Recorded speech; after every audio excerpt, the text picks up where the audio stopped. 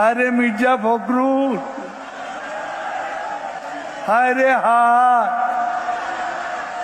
টেলিভিশনে দেখলাম খালি দৌড়াচ্ছে,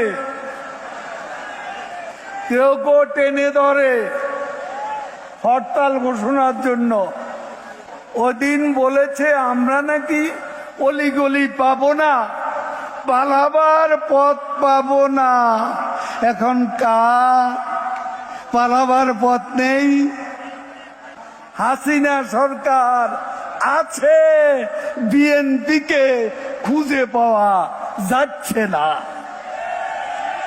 কোথায় গেছে বিএনপি?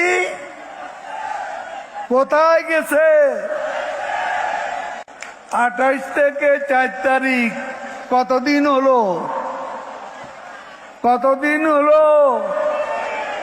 28 তারিখের পর তো শেখ হাসিনা নেই। কি বলেছে না?